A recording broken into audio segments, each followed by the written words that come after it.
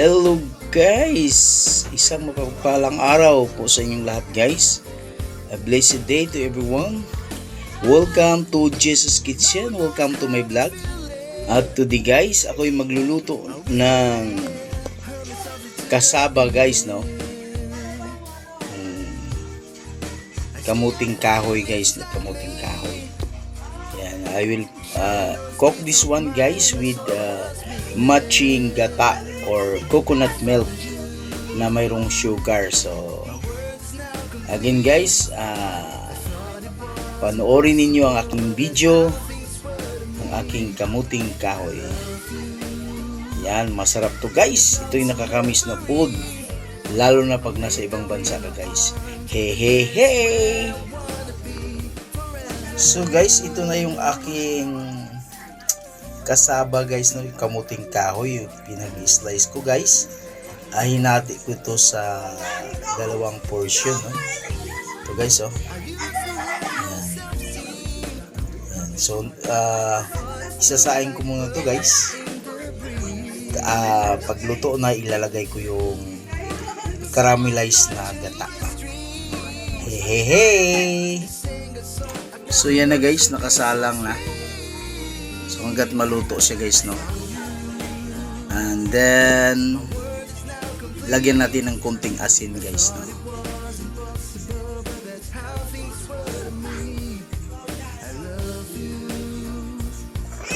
So ito na guys, luto na ito yung ating kamuting kahoy, yung kasaba natin. So set aside ko muna to guys, no, para gagawa tayo ng caramelized na gata na with asukal, brown sugar.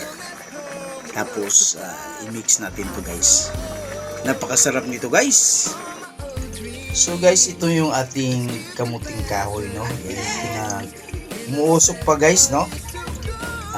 Sinit aside ko muna.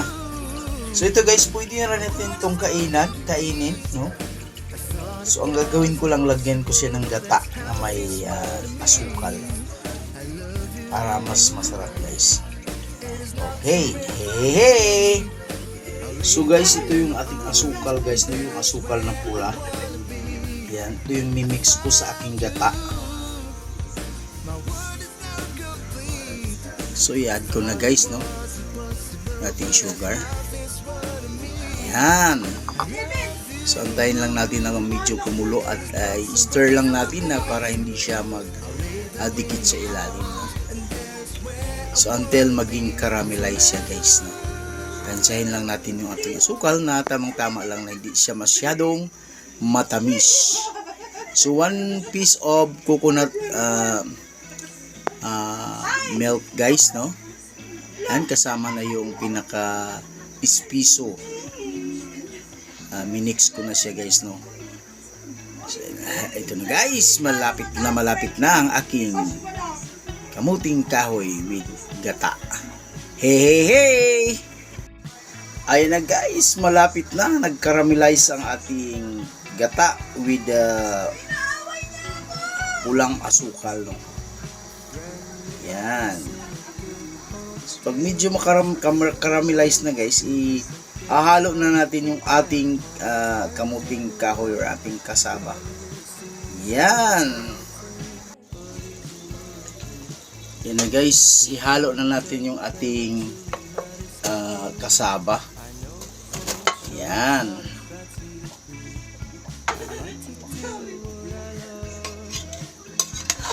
Guys.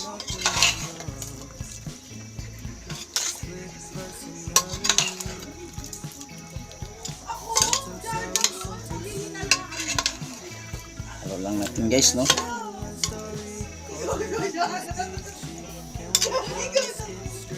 Guys.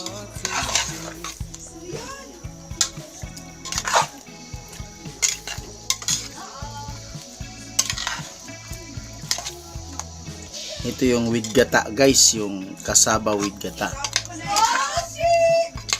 So nag-caramelize na yung ano natin, yung ating coconut milk with sugar. So mga ilang minuto na lang guys, kasi luto na yung kasaba natin guys. Ito, pina-absorb lang natin yung pinaka gata niya sa ating kasaba. Yan! Hey, hey, hey! Everything's peachy, split personality, sometimes sour, sometimes sweet. Ayan na guys, ang ating kasaba with coconut milk with and sugar. Kamu, umuusok pa guys, oh. Ang sarap nito guys. Mainit na mainit pa. Guys, oh. Wow. Salamat sa inyong panonood guys sa aking video. Again, don't forget to like, share, and subscribe sa aking channel, Jesus Kitchen. Hey, hey, hey! Bye-bye guys, and God bless sa inyong lahat. Ito na guys ang aking kamuting kahoy with gata and sugar. Caramelized gata with sugar. Hey, hey, hey! Split personality, sometimes sour, sometimes sweet.